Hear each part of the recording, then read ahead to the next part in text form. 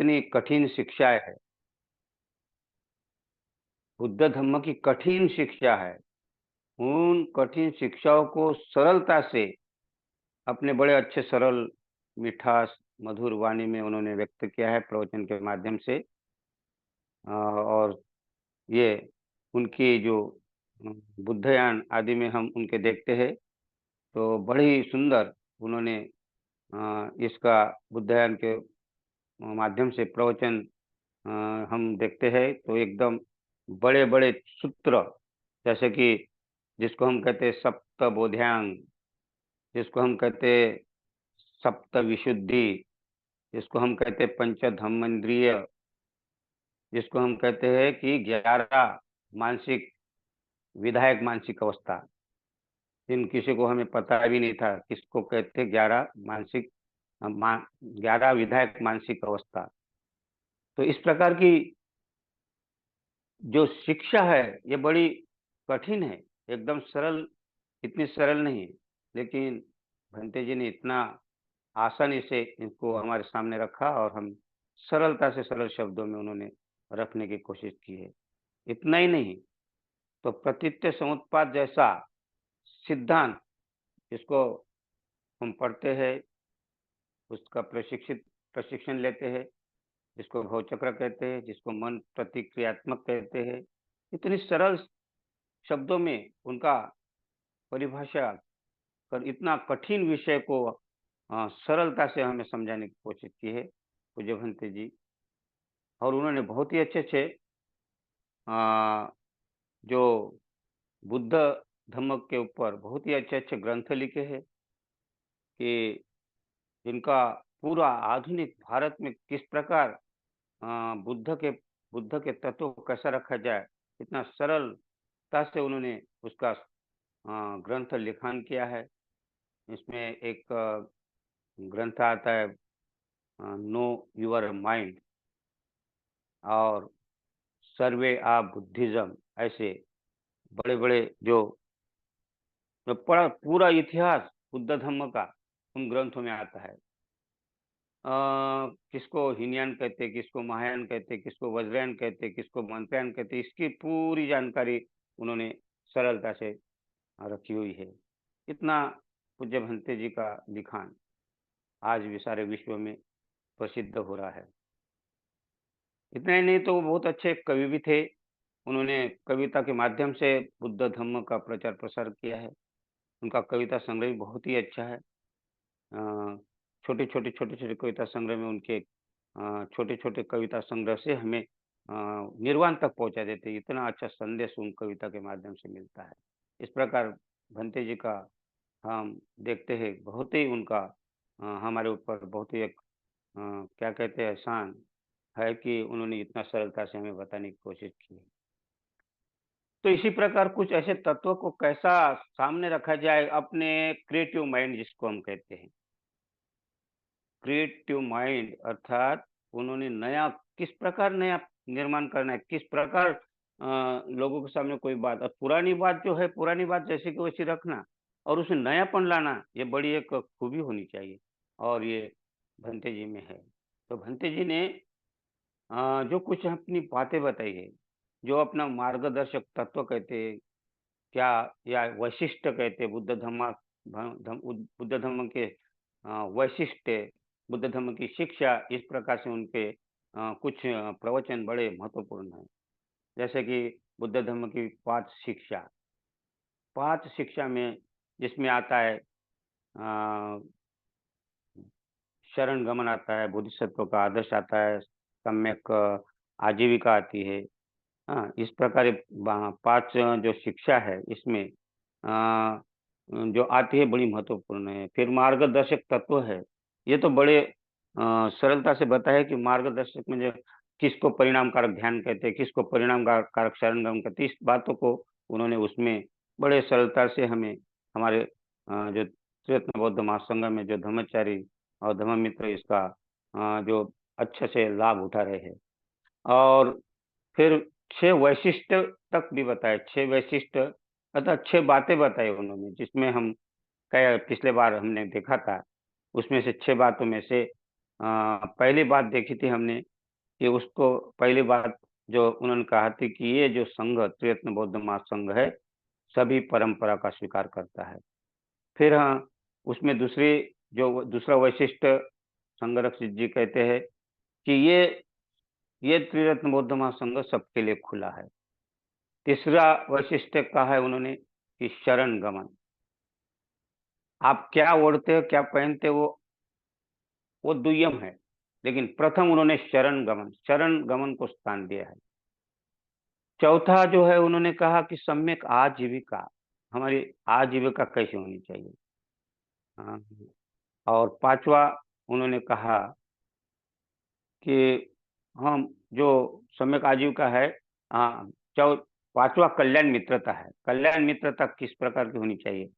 और छठवा है कला और दर्शन सौंदर्य, कला सौंदर्य। इस प्रकार ये छह जो बातें हमें बताई है तो बड़ी महत्वपूर्ण बातें हैं, उसमें वैशिष्ट कहा गया है इसको, एक विशेषता है इसमें। तो हमने थोड़ा थोड़ा देखने की कोशिश की थी पिछले बार, और उसमें जो शरण गमन है ये बड़ा महत्वपूर्ण है। तो इसमें शरण गमन महत्वपूर्ण है ऐसा नहीं, सभी बातें महत्वपूर्ण है, लेकिन हमें शरण गमन किसको कहते हैं। तो शरण गमन इसके ऊपर जो भंते जी ने बड़े अच्छे प्रवचन दिए इसमें। तो उसी में शरण गमन हमें समझ अगर आ जाती है तो निश्चित ही हम आगे बढ़ सकते हैं।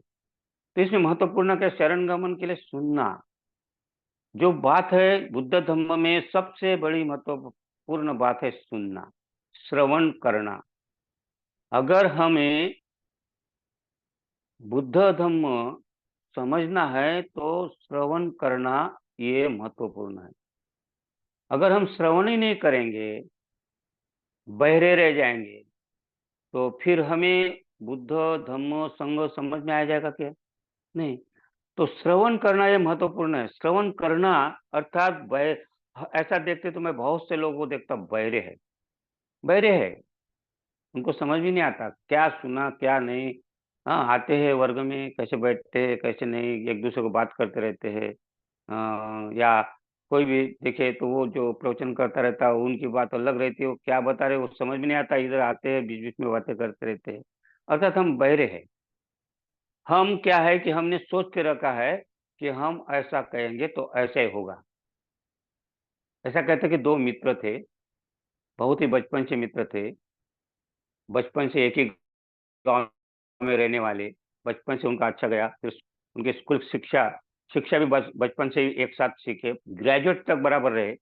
उसके बाद दो फिर अलग अलग हो गए, वो अपने रास्ते में गया, ये अपने रास्ते में गया, दोनों की शादी हो गई, अपने अपने अलग रहने लगे। फिर उनका मिलाप होना कभी होता, कभी मिलते एक आध बार एक दो बार ऐसे, तो इस प्रकार उनका नाती पोते वाले हो गए दोनों। तो एक का नाम था राम नारायण, दूसरा का नाम था श्याम वादरायन। ये दोनों अलग अलग हो गए, अर्थात उम्र बढ़ते गई है। अब इसमें क्या होगा, लेकिन कभी कभी मिलते थे तो, लेकिन उतना परिचय नहीं रहता था उनके घर वालों के साथ, पति पत्नी के साथ, बच्चों के साथ, इनके बच्चे उनकी पत्नी वगैरह, इनका मेल मिलाप उतना नहीं था। ये दोनों कभी मिलते थे कभी जाते थे आते थे, लेकिन उतना ये नहीं था। लेकिन उनका संबंध अच्छा था, बहुत जिगरी दोस्त थे, बहुत ही हर कार्यक्रम में वो जाना मिलना उनका, एक दूसरे को कहीं ना कहीं मिलते थे और फिर कार्यक्रम चलता था। एक बार क्या हुआ, ये जो श्याम वादरायन बीमार पड़ गया। उम्र तो ज्यादा हो ही गई थी इन लोग की, नाती पोती वाले हो गए, हाँ, बच्चे से बच्चे, बच्चे के बच्चे। तो लेकिन उनका मित्रता तो थी। तो ये जो राम नारायण को जब खबर मिली कि मेरा मित्र बीमार है, तो उसने सोचा कि चलो मिलने जाता हूँ। तो मिलने चला गया वो, दवाखाने में गया, प्राइवेट रूम में थे, प्राइवेट रूम में उनको इलाज चल रहा था, बीमार था। तो इन्होंने सोचा कि ये बहुत बहरा हो गया था, उसको सुनाई नहीं आता था, क्या बोल रहे क्या कर रहे उसको सुनाई नहीं आता था, किसको, राम नारायण को सुनाई नहीं आता था। उनको लगा मेरे को तो सुनाई नहीं आता, एकदम बहरा हूँ।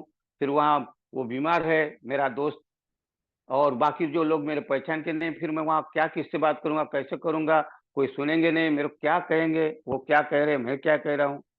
बड़ा विचित्र लगा। तो उसके एक मित्र मिला उसका, और मित्र ने कहा कहाँ जा रहे हो, कहाँ जा रहे हो, उसको बहुत जोर से, उनको मालूम था उसका। तो उन्होंने बताया हम अमुक जा रहे हो, लेकिन यार मेरे को समझ में नहीं आ रहा मैं क्या बोलूंगा वहां जाकर।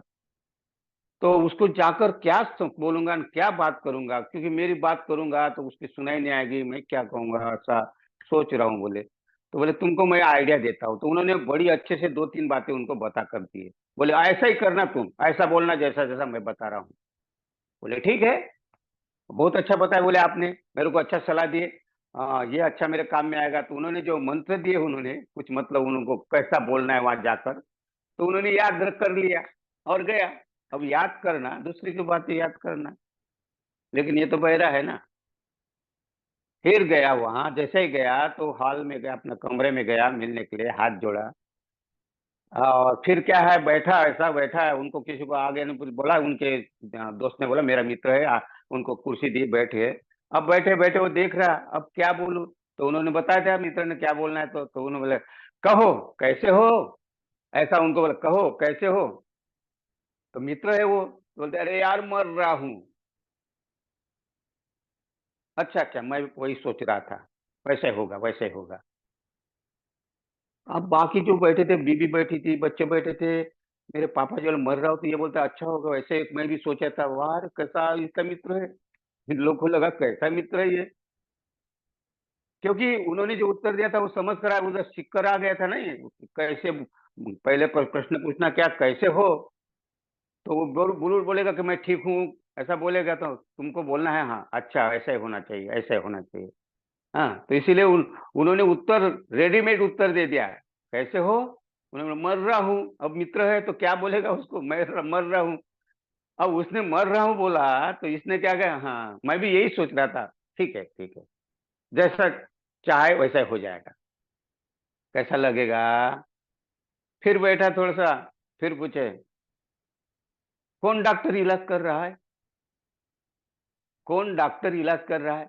अब इसको तो गुस्सा आ गया, मर रहा बोला तो उसने बोला ना अच्छा वैसे ही, तो सोचा बाकी लोग देख रहे, तो उनको और गुस्सा आ गया मित्र को। इसने जब पूछा कि कौन डॉक्टर इलाज कर रहा है, तो उसने कहा है यमराज। हाँ, नाम बहुत अच्छा सुना, बहुत अच्छा डॉक्टर चुना, बहुत अच्छा डॉक्टर चुना। इधर सब बीबी बच्चे देखने लगे ये क्या बात हो गई है, कैसे है। फिर तीसरा प्रश्न पूछा उन्होंने, फिर खाने पीने में क्या कहा, खाना पीने के लिए क्या कहा, क्या क्या परहेज कहा, क्या खाने के लिए कहा है। इसने बड़े ने पूछ लिया। अब उसको तो गुस्सा, गुस्सा पर गुस्सा, गुस्सा पर गुस्सा, उसको लगा कि मर रहा हूँ बोलता है, तो बोलते बहुत अच्छा है। फिर बोलता है कि डॉक्टर को यमराज बताया, तो बोलते बहुत अच्छा नाम सुना है उसका, अच्छा है। और तीसरा फिर उसके गुस्से में और भी उसने बोला कि क्या खा रहे क्या पी रहे हो। तो उसने पत्थर खा रहा हूँ, पत्थर। तो बोलते हैं हाँ पचने के लिए अच्छे है, ठीक है बहुत अच्छा, बोले पचने के लिए ठीक है। तो कहने का मतलब, हम जो है इसी प्रकार हमारा जीवन चलता है। हम किसी से सुनते सलाह लेते, बहरे हैं हम लोग। हम अपना भी इलाज नहीं कर, हम अपने अपने कान सुनते नहीं है।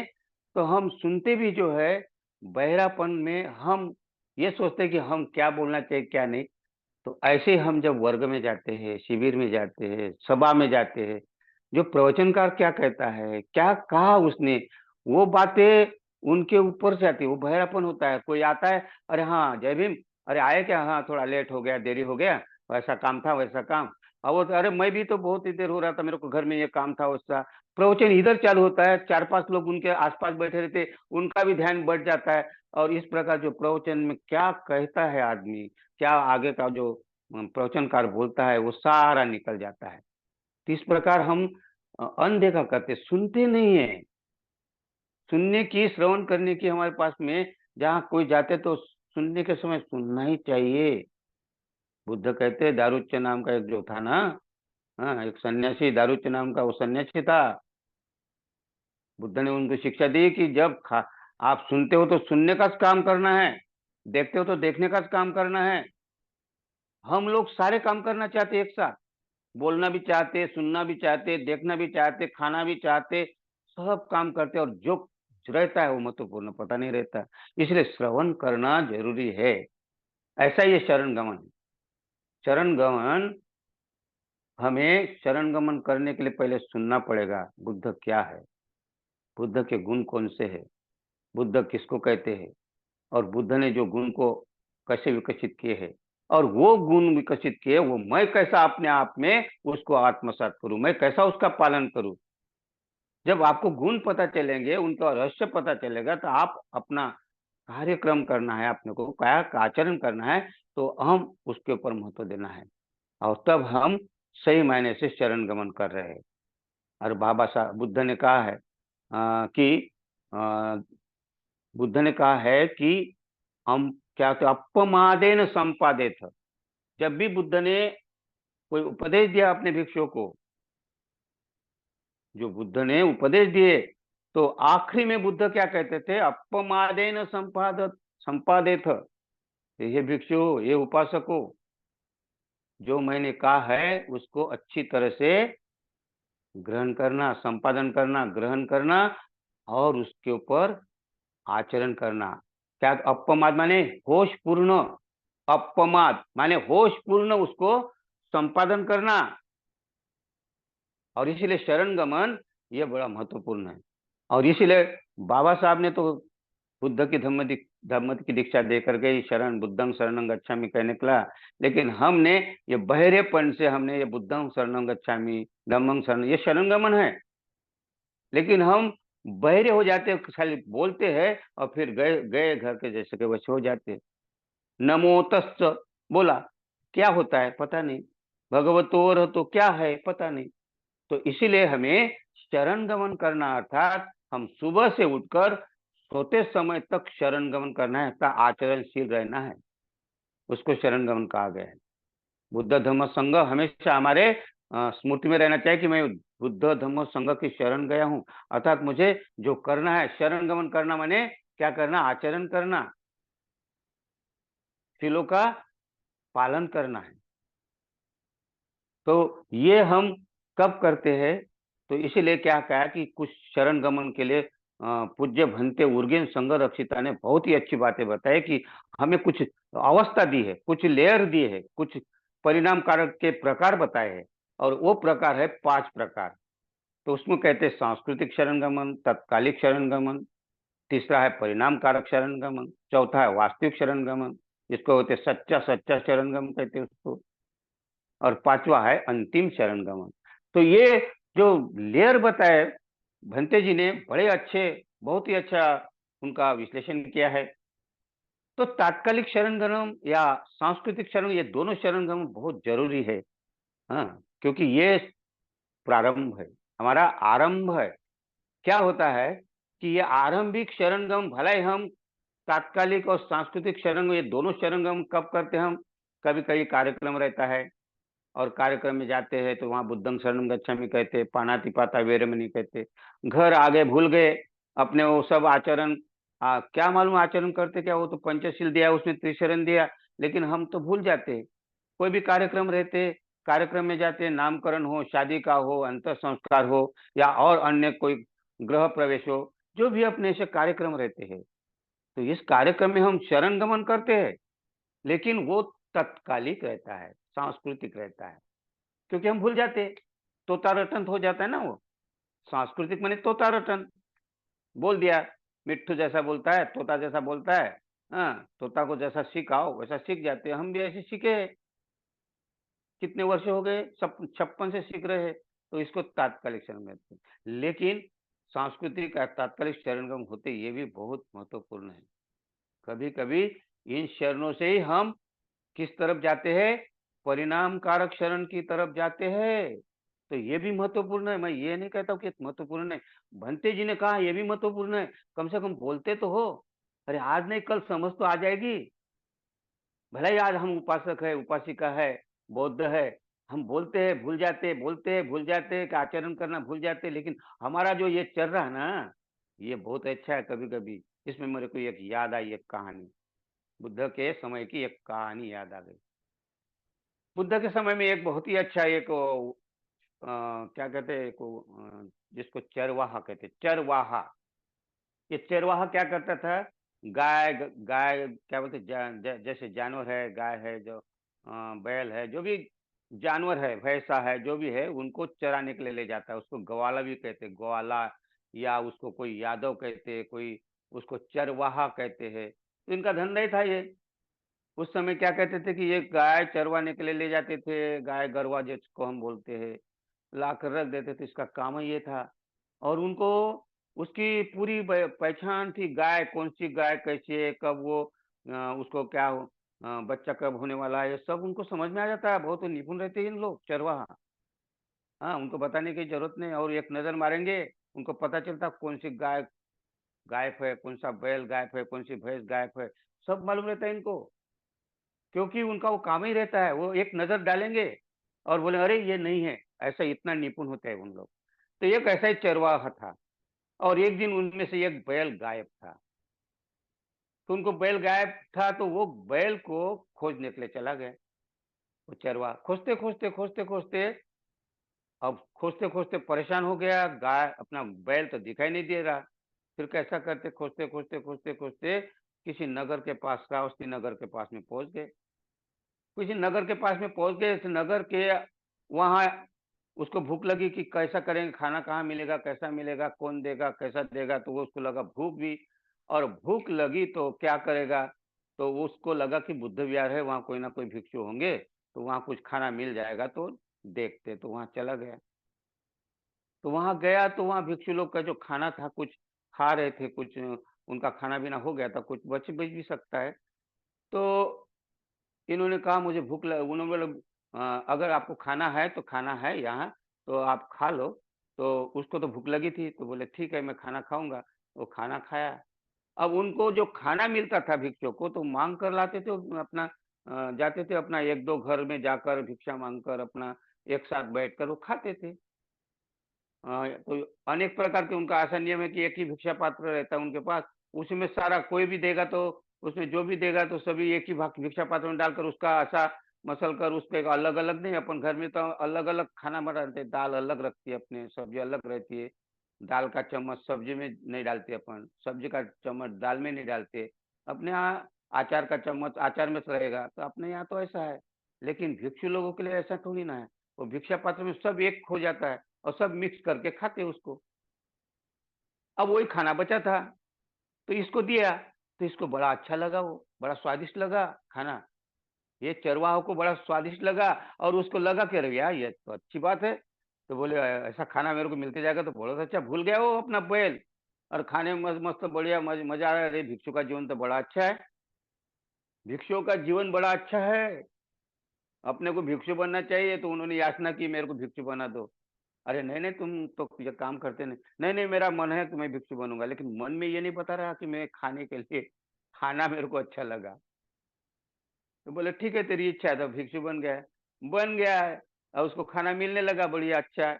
तो वो भी फिर जाने लगा दो चार, ये तो भिक्षु लोग तो एक दो ही घर मांगते थे, ज्यादा ज्यादा जिनको उनको जितना लगता था उतना ही मांगते थे, ज्यादा तो नहीं। ये तो पांच छह घर भी मांगने लगा। हाँ, पांच छह घर का और लाकर अपना खाने के नाम से वो भिक्षु बना था। लेकिन वो खाट भिक्षु तो बना, फिर उनको काम क्या दिया भिक्षु ने, ये झाड़ू कर, वहां झाड़ू लगा, वहां पानी ले आ, उसका ऐसा कर वैसा कर। तो वो इधर उधर का काम उसको करने को देते थे वो भिक्षु को। क्यों नया था, भिक्षु नहीं था वो। क्योंकि भिक्षु नहीं बनाते, किसी को ध्यान में रखना, उसको श्रामणेर बनाते। पहले श्रामणेर बनाते, श्रामणेर की दीक्षा होती है। और श्रामणेर का कोई ये नहीं रहता, कितने बार आप च्योर उतार कर जा सकते, कभी उनका बंधन नहीं रहता कि तुम इतने दिन का हो उतना। उनको उनको लगता है कि मैं इतने दिन के लिए रहता हूँ, एक दिन के लिए, दो दिन के लिए, चार दिन के लिए, 10 दिन के लिए, 20 दिन के लिए, आपके ऊपर रहता है वो। तो उनको भिक्षु नहीं बनाते, ध्यान में रखिएगा। सामनेर बनाते, मतलब वो भिक्षु दिखाई देगा हमें। आज भी ऐसे बहुत सारे भिक्षु होंगे, हमें पता नहीं चलता कि सामनेर है कि भिक्षु है। लेकिन पहले उनको सामनेर ही बनाया जाता है। और फिर उनको एक आध महीना नहीं हुआ तो उनका मन उबलने लगा, अरे ये क्या काम करना है, ये ला वो ला वैसा करो, खाना तो मिलता है लेकिन घर, इसमें क्या, घर में भी खाना मिलता है। तो इस प्रकार उसने अपना चीवर छोड़कर चला गया। फिर गृहस्थी में आ गया। फिर गृहस्थी में काम करते करते उसके लगा, अरे यार कौन सा काम, घर में बीवी बोलती ये लाओ वो लाओ, ये नहीं है, नमक नहीं है, मिर्ची नहीं है, और ये घर में आओ तो ये ना, ये ना हो, ये चलते रहता है। ये भी जिंदगी, एक महीना रहा उसमें भी, हाँ, उसको लगा अरे हट ये बेकार जीवन है। फिर चला गया, फिर भिक्षु के पास जाकर बोलते मैं भिक्षु बनना चाहता हूँ। फिर उन्होंने बोले तू फिर से आ गया? अरे ऐसा कैसा करेगा? नहीं, नहीं मैं अब ये करूँगा, भिक्षु रहूँगा। फिर भिक्षु बनाते, फिर उसको कुछ रहता है 1 आध महीना, 1.5 महीना, 2 महीना, फिर वो ऐसा फिर उसको खाने का मज़ा आता है, फिर ऊब जाता है, फिर वो बोलता है नहीं मैं घर गृहस्थी छोड़ दूँगा। इस प्रकार वो 6 बार छोड़ देता है, 6 बार भिक्षु बनता है, 6 बार चीवर छोड़कर चला जाता है घर में। और फिर 6ठवीं बार जब जाता है, तो तब तक उनके घर में जाता तो उनकी पत्नी गर्भवती रहती है। अब गर्भ में रहने के बाद में पेट में है पत्नी और फिर तो अपना काम करता है घर का किसानी का काम जो अपना जो चरवाहा का काम है उसका जाना-आना तो काम अपना तो है ही है। तो ऐसे ही समय में वो काम करके आ जाता है, सब चरवाहा का अपना सब गाय गरवा को लाकर अपना लाता है, तो ऐसे ही समय में दोपहर के समय में उसकी पत्नी घर में आराम कर रही थी यानी सो रही थी। और गर्भवती होने से कारण ज़्यादा दिन होने के कारण आखिरी-आखिरी दिन रहते तो चेहरा कैसा हो जाता है, मुरझा जाता है। हाँ, गर्भवती स्त्री का चेहरा मुरझा जाता है, कैसा भी पेट फूला दिखाई देता है, हाथ ऐसे सूजन टाइप के लगते हैं, पैर सूजन टाइप के लगते हैं, बड़ा तकलीफ रहता है। तो ये ऐसे ही अपना उसको आराम नहीं मतलब आराम करने के नाम से उनको कभी सुस्ती आती है, आलस आता है, सोते रहते हैं, उनका कोई मन नहीं लगता काम करने में। कभी-कभी तो नहाते भी नहीं, मन नहीं लगता। इसी प्रकार वो दशा थी उस पत्नी की। और ऐसे दशा में वो अपने घर में पड़ी थी और पैर एक तरफ था, सूजन थे पैर में, हाथ इधर था और जीभ ऐसी बाहर निकले, मुँह न खर्राटे ले रहे थे घर से, अपने मुँह से लार निकल रही थी, टपक रही थी, गंदगी निकल रही थी, मक्खियाँ भिन-भिना रहे थे और ऐसा कैसा कहीं चेहरा दिख रहा नहीं, इसका पेट ऐसा भारी बड़ा हो गया था। वो चेहरा अस्त-व्यस्त देखकर ये आदमी को लगा, ये चरवाहा को, अरे! ये कैसा जीवन है? हाँ? ये ऐसा जीवन है कैसा? ये सुंदर स्त्री थी ना, कैसा दिखाई दे रही है मेरे को? यही जीवन है क्या? और उसके मन में एकदम विराग निर्माण हो गया और बोले, "अरे रे रे! ये तो जीवन बेकार है।" और उसको देखकर घबरा गया वो, क्योंकि देखिए, उन्होंने उनके मन में ऐसा आया कि ये आदमी ऐसा बन सकता है? ये औरत कितनी सुंदर थी कैसा दिखाई दे रही है? उसके पैर सूजन आ गया, पैर एकदम फूले हुए हैं, चेहरे में रौनक नहीं है और मक्खियाँ भिन भना रही, लार टपक रही है, इधर से खर्राटे ले रही है और कैसा चेहरा इसका बाल बिखरे हुए हैं। तो इस प्रकार का वो दृश्य देखकर उसके मन में विराग निर्माण हो गया और वहाँ से वो बोलते अब नहीं, अब ये जीवन नहीं चाहिए और रास्ते में वो नहीं अरे यही दुःख है क्या? मैं तो समझ रहा था कि ऐसे होता है, कैसा होता है, लेकिन उनके मन में वो लगा नहीं, नहीं, नहीं, नहीं ऐसा अगर जीवन है, तो ये जीवन कुछ काम का नहीं। और पलट कर निकल गया और जाकर फिर रास्ते में जा रहा। रास्ते में जाते सोच रहा कि आदमी का क्या जीवन है? कैसे दुखी है? जीवन का दुःख करते-करते सोचते-सोचते ये क्या संसार में यही है क्या? करके सोचते-सोचते वो ऐसा कहते श्रोतापन्न हो गया। रास्ते में श्रोतापन्न हो गया। और फिर जब वहाँ गया बुद्ध विहार में तो और कहने लगा कि मुझे भगवान भंते मुझे दीक्षा दीजिए। बोलते अभी अभी दीक्षा नहीं मिलेगी। तू बहुत बार आता है, जाता है, ये ऐसा नौटंकी नहीं चाहिए। चल जा अभी मत कर। तू अपना संसार में रह, अभी मत कर। नहीं, नहीं, नहीं, नहीं भंते जी मैं अभी अभी मैं नहीं जाऊँगा। मुझे समझ आ गया मुझे आप इस एक बार मौका दीजिए अब मैं दोबारा नहीं जाऊँगा। नहीं मान रहे थे कोई, नहीं, नहीं, नहीं तू चले जा अभी दीक्षा नहीं देते। बोले ये क्या है हमेशा का 1 बार, 2 बार, 3 बार हो गया, क्या-क्या ये ऐसा ऐसा जीवन रहता है क्या? हाँ, ना इधर ध क्या बोलते हैं ना इधर ना उधर, ना इधर ना उधर, क्या है तेरा जीवन? नहीं, नहीं, नहीं, वापस जा। लेकिन बड़े ही गिड़गिड़ाने के बाद बोले तो कोई एक भिक्षु ने कहा कि अब दे दो, जाने दो बोलता है तो उनको फिर दीक्षा दे दिया और फिर उन्होंने उसी के ऊपर विचार किया कि आदमी का जीवन कैसा है, दुःख कैसा है और वो फिर क्या हुआ ऐसा कहते सकृतागामी हो गया, श्रोतापन्न के बाद में सकृतागामी हो गया, अनागामी हो गया और अरहत पद प्राप्त किया। और बहुत ही जल्दी से उन्होंने अरहत पद प्राप्त किया। क्यों? क्योंकि उन्होंने बार-बार वो जो उनके मन में जो बातें आ रही थी कि ये क्या संसार है, कैसा संसार है, कैसे लोग हैं, हाँ? उसमें चिंतन करते-करते वो अरहत तक हो गया और फिर वो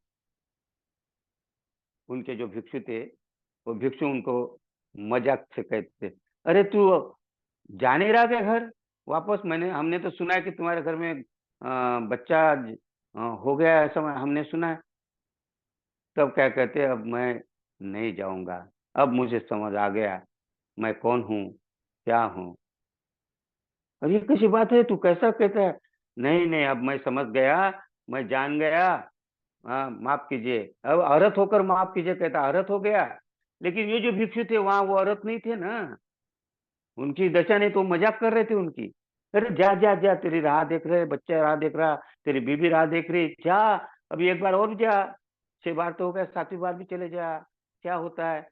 तो वो नहीं, नहीं, नहीं, नहीं बोले, अभी मैं जो हुआ हूँ, मैं समझ आ गया, संसार मुझे समझ में आया है। हाँ, और क्योंकि वो अरहत हो गया था, लेकिन इनको समझ में नहीं आया था भिक्षु को, तो भिक्षु उनके पास गए, बुद्ध के पास। बोले, "भंते, ये इतने बार भगवान इन्होंने इतने बार ये गया, आया और अभी भी जाते तो अभी बोलते नहीं।" तो बुद्ध क्या कहते हैं कि अब वो मेरा पुत्र क्या हुआ? बुद्ध हो गया है। अभी वो मेरा पुत्र है और तुम वैसे के वैसे ही रह गए हो। उनको लगा झटका, 6 बार हो गया, ठीक है। लेकिन अब वो उसको जो घटना देखा उसने, उस प्रसंग से वो उसका मन पलट परिवर्तन हो गया और वो अभी श्रोतापन्न हो गया, फिर वो जल्दी ही उन्होंने अर्हतो प्राप्त कर दिया। और तब बुद्ध कहते गाथा, कौन सी गाथा कहते? अनवठित चित्तस्य तद्धम्म अभिजानतो परिप्लव प्रसादस्य पय्यान परिपूरति। बुद्ध ये गाथा, फिर भिक्षु बैठे सब, क्योंकि भिक्षु तो उनको अभी भी ऐसा समझ के मजाक कर रहा होगा करके, अर्हत नहीं होगा। तो बोले बुद्ध, अरे बुद्ध बन गया, अर्हत बन गया। तो मजाक करने वाले पीछे रह गए और ये आगे चला गया। कहने का मतलब हमारा जो तत्कालिक शरणगम होता है, सांस्कृतिक शरणगम होता है, ये भी बहुत महत्वपूर्ण है। कभी-कभी जाना आना जो करते हैं, इसी में एक आध दिन ऐसा झटका बैठ जाता है, हाँ, जिसको टर्निंग पॉइंट कहते हैं। और ये टर्निंग पॉइंट कब आ सकता है, इसीलिए भंते जी ने तात्कालिक और सांस्कृतिक शरणगमन दिए। और ये तात्कालिक और ये सांस्कृतिक शरणगमन, आना जाना, हमारे इसमें बहुत सारे लोग शरणगमन करते हैं, अर्थात नामकरण हो, अंत्य संस्कार हो, शादी का हो, लेकिन ये करते हैं, लेकिन कोई पता नहीं चलता। ऐसा रहता है, लेकिन कुछ बातें अंदर चले जाती रहती है और एक दिन ऐसा परिणाम हो जाता है, जिस प्रकार वो चरवाहा के ऊपर वो पत्नी को देखकर परिणाम हुआ था, ऐसा अचानक जब हमारे ऊपर परिणाम होता है, तो हम परिणाम कारक शरणगमन की ओर मुड़ते हैं और फिर परिणाम होता है। जैसे कि हम चलो शिविर में, चलो धम्मवर्ग में, पता नहीं चलता, आते-जाते कभी इधर खुजली होती, कभी उधर खुजली होती, कभी इधर मोबाइल देखते रहते, कभी वंदना होती, प्रवचन सुनते रहते, कभी आधा, ऐसा चलता रहता। लेकिन जिस दिन ऐसा झटका लग जाता, अरे ये सही है क्या? ना शिविर में, फिर वो जब आदमी देखता है कि यहाँ पूजा होती है, फिर ध्यान होता है, फिर चर्चा होती है, फिर संपर्क सराव होता है, फिर पूजा पाठ होती है, वंदना होती है, मौन होता है, इसका असर होता है, इसको परिणाम कहते हैं। और फिर वो परिणाम कारक शरणगमन किया जाता है। और वो परिणाम एक बार हो गया, तो फिर वो आचरण करना शुरू कर देता है और फिर उसकी ललक बढ़ती है, फिर वो कहता है मैं चलता गया और रास्ते मिलते गए, फिर रास्ते के कांटे भी फूल बनकर खिलते गए। ये कोई चमत्कार नहीं, जादू नहीं, ये धम्म का प्रभाव है, वरना इसी रास्ते से लाखों फिसलते गए। इसीलिए शरणगमन करना बहुत जरूरी है। तात्कालिक शरणगमन हो या सांस्कृतिक शरणगम हो, ये हमारा पहला शुरुआत होती है। या हम श्रवण करना जो बहरे है, बहरापन धीरे-धीरे चला जाता है। श्रवण करने की शक्ति बढ़ती है और एक दिन ऐसा झटका लगता है, ऐसा टर्निंग पॉइंट आता है कि आप परिणाम कारक शरणगम की ओर अग्रसर होते हो, फिर शील का पालन करना शुरू कर देते हो। तो इसीलिए तात्कालिक शरणगमन अर्थात ये जो हम सुनाए, कभी शादी ब्याह में, कभी नामकरण में, कभी गृह प्रवेश में, कभी अंत्य संस्कार में, कभी और अन्य सभा में, अन्य कोई कार्यक्रम में हम उद्गम शरण गच्छामि कहते हैं, त्रिशरण पंचशील लेते ही है। जैसे यहाँ भी हम लोग ले रहे हैं। यहाँ जो धम्म वर्ग चल रहा है, ये जो हमारी संध्या चलती है, यहाँ भी बहुत से लोगों को शुरू-शुरू में अच्छा नहीं लगता, लेकिन जैसा-जैसा परिणाम होता है, तब उन्हें लगता है कि नहीं यही सही है। तो ये परिणाम कारक शरणगमन है, तो लोग राह देखते हैं कि कब 6:30 बजते हैं, कब मैं जुड़ता हूँ। तो ये तत्कालिक शरणगमन से बाद में परिणाम कारक शरणगमन होता है। और जो लोग जो हमेशा नियमित है, ये परिणाम कारक शरणगमन की ओर अग्रसर हो रहे हैं। लेकिन उसके बाद है वास्तविक शरणगमन, और वो वास्तविक शरणगमन बड़ा महत्वपूर्ण होता है। लेकिन ये परिणाम एक बार हो गया, तो ये परिपूर्ण नहीं है। इस परिणाम कारक शरणगमन से भी हम कभी भी बाहर आ सकते हैं। फिर हम प्रपंच के व्यवहार में चले जा सकते हैं, और ऐसा होता है। हम कोई भी जाते हैं, परिणाम तो होता है, लेकिन वो परिणाम कारक परिपूर्ण नहीं, कभी भी नीचे आ सकते हैं हम। जैसे कोई आदमी अगर पहाड़ी में चलता, चलता, चलता फिसल सकता है, फिर नीचे आ सकता है। क्योंकि अभी पूर्ण जो पहाड़ तो पूरा बाकी है ना, तो आदमी थक जाता है। कभी कोई उसको पकड़ने के नहीं मिलता तो फिसल जाता है, फिसल भी सकता है। तो ये परिणाम कारक परिपूर्ण नहीं है। तो लेकिन अगर हमें कंटिन्यू लगातार अगर इस परिणाम कारक शरण में रहते, अर्थात परिणाम कारक शरण के अर्थात क्या करते हैं हम लोग? विद्वानों के संपर्क में रहते हैं, जिसको कल्याण मित्रता कहते हैं हम। कल्याण मित्रता बहुत ज़रूरी है। अगर हम कोई फिसल रहे हैं, तो कल्याण मित्र हमारे सामने अगर आता आता है, तो हम उनसे सलाह ले सकते हैं। तो कल्याण मित्र ज़रूरी है। और इस प्रकार हम परिणाम कारक को अगर टिका के रखना है, उससे और आगे जाना है, तो हमें कल्याण मित्रता की आवश्यकता होती है। शरणगमन को मजबूत करते-करते कभी-कभी हमारे घर परिवार में बहुत सारी दिक्कतें आती, बहुत सारे संकट आते, बहुत सारी परेशानी आती है, मुसीबतें आती है, और फिर उस समय हमें रास्ता नहीं मिलता है, तो हम फिर वहाँ बिगड़ जाते हैं। फिर हम फिर जैसे-जैसे थे वैसे तात्कालिक में या संस्कृत में चले जाते हैं, परिणाम कारक से नीचे हो सकते हैं। फिर हम इतने नीचे जाते हैं कि कभी-कभी बुद्ध विहार दिखाई नहीं देता। अरे! क्या होता है बुद्ध विहार में? मैंने बहुत कोशिश किया, कोई फ़ायदा नहीं बुद्ध के पास में जाकर। तो इस प्रकार आदमी उच्छेदवादी हो जाता है। जितना अच्छा आगे बढ़ रहा था, जो आशावादी था, वो उच्छेदवादी हो सकता है। तो इसीलिए हमें अपने बरकरार रखना है अपना शरणगमन, अर्थात हमें बुद्ध, धम्म, संघ जहाँ ये इसकी चर्चा होती, वर्ग होता है, शिविर होता है, वहाँ बार-बार, बार-बार जाना चाहिए, तो हमारा शरणगमन मजबूत होता, हमारा आचरण मजबूत होता। आचरण मजबूत होना माने शरणगमन मजबूत होना। तो हमें अपना आचरण मजबूत करना है, और उसके लिए फिर परिणाम कारक के लिए हम पंचशील देते हैं। पंचशील में क्या कहते हैं? पहला है पाणातिपाता वेरमणि, शिक्षापदं समाधियामि। इसका हम प्रशिक्षण ले रहे हैं। हम इसमें देखिए 2 प्रकार के शरण जो हम कहते हैं पाणातिपाता वेरमणि कहते हैं। अर्थात मैं शिक्षण ले रहा हूँ, प्रशिक्षित हो रहा हूँ। और दूसरे फिर उसके बाद में जो स्टेप आती है, जिसको सोतापन्न कहते हैं, उसको फिर वो पानातिपाता वीरति ऐसा हो जाता है। वेरमणि का क्या होता है? वीरति, पानातिपाता वीरति, इस प्रकार हो जाता है वो। वो शील फिर वेरमणि का वीरति में बदल जाता है, अर्थात फिर आप पीछे नहीं जाते। तो इसीलिए अभी हम प्रशिक्षण ले रहे हैं, और प्रशिक्षण लेने में ही हमने पहले समझ कर हम पानातिपाता अर्थात मैं मैत्रीपूर्ण कर्म करूँगा। तो इसकी हम प्रशिक्षण हम प्रैक्टिस करते हैं। कोशिश करते हैं घर से कि मैं मैत्रीपूर्ण घर में कैसा रह सकता हूँ, परिवार में कैसा रह सकता हूँ। फिर यहाँ से समाज में जाता हूँ, तो मैं मैत्रीपूर्ण कैसा रह सकता हूँ। हाँ, इसीलिए धर्म वर्ग होते, सामाजिक परिवर्तन लाना है हमारे अंदर, तो समाज का ज़रूरी है।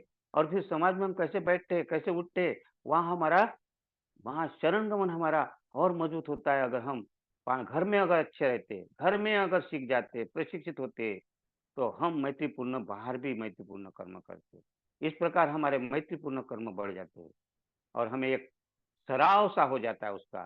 फिर हमें एक प्रकार का सराव, एक प्रकार की लगन, एक प्रकार की ऐसा लगन कहते हैं कि धुन लग जाती है कि हमें नहीं कब संडे आ जाता है, कब धर्म वर्ग में जाता हूँ या जाती हूँ। कब शिविर आते हैं, कब शिविर में दिवाली का शिविर, कभी होली का शिविर, कभी और शिविर होते हैं, कब मैं शिविर में जाता हूँ। तो आपको लगन लगती है, धुन लगती है, क्योंकि आप अपना समझ रहते हैं, तो फिर परिणाम कारक शरणगमन को आप टिका के रखते हैं, और उसके बाद में फिर जो है उसको बोलते हैं वास्तविक शरणगमन। उस तरफ वास्तविक शरणगमन की ओर हम मुड़ते हैं। तो वास्तविक शरणगमन क्या है? उसको सच्चा सच्चा शरणगमन कहते हैं। और वास्तविक शरणगमन की तरफ जाने के लिए फिर हम बाबा साहब की प्रतिज्ञा की तरफ देखते हैं।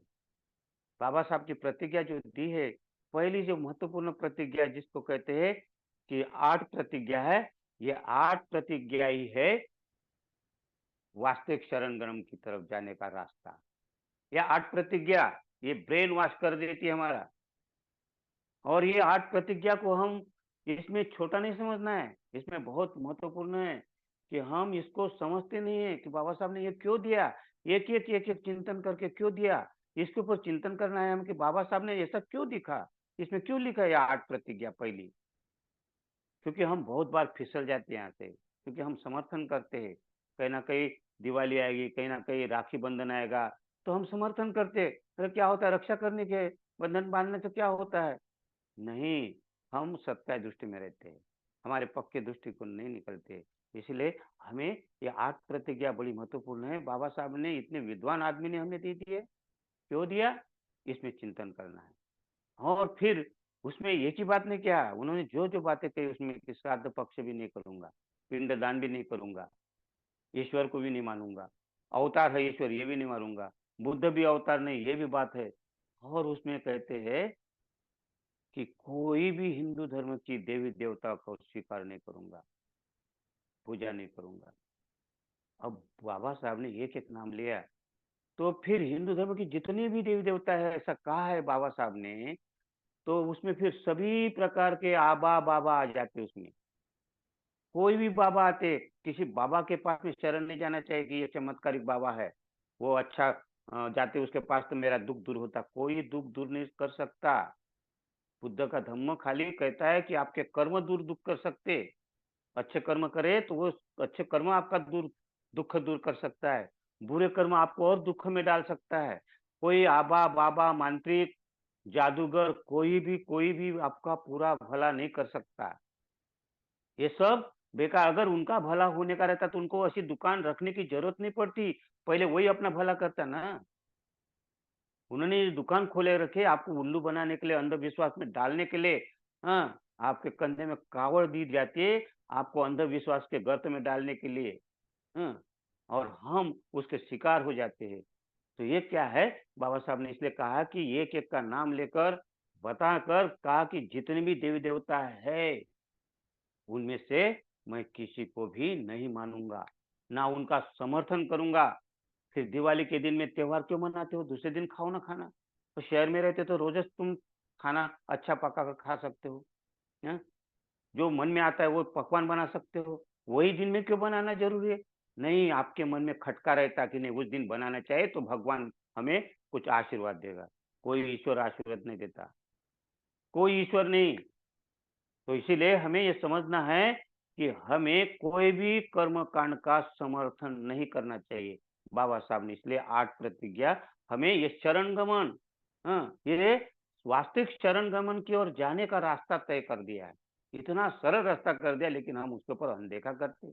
कुछ लोग तो बोलते बाह्य हो गया, कुछ लोग तो बोलते बोलना ही नहीं चाहिए प्रतिज्ञा। ऐसा नहीं है। तो हमें शरण गमन करना पड़ेगा। तो वास्तविक शरण गमन क्या है हम अगली बार देखने का कोशिश करेंगे। तो हमें परिणाम कारक शरण की ओर जाने के लिए हमें क्या करना पड़ेगा कि हमें हमारे अंदर की जो कुरीतियाँ है, हमारे अंदर की जो भी अकुशल है उसको निकाल कर हमें एक अच्छा कर्मकांड से दूर होना है। हमें मैत्रीपूर्ण कर्म करना है, हमें मुक्त हस्ते दान करना है, हमें शांति सादगी का पालन करना है, हमें सत्यतापूर्ण व्यवहार करना है और हमें जागरूक रहकर हर कार्य करना है, स्मूर्तिवान होकर कार्य करना है। तब हम ये परिणाम कारक हमारा और मजबूत हो सकता है और फिर हम शरण गमन की ओर, वास्तविक शरण गमन क्या है उसकी तरफ जा सकते हैं और वास्तविक शरण गमन ही वो श्रोतापत्ति फल प्राप्त कर देता है।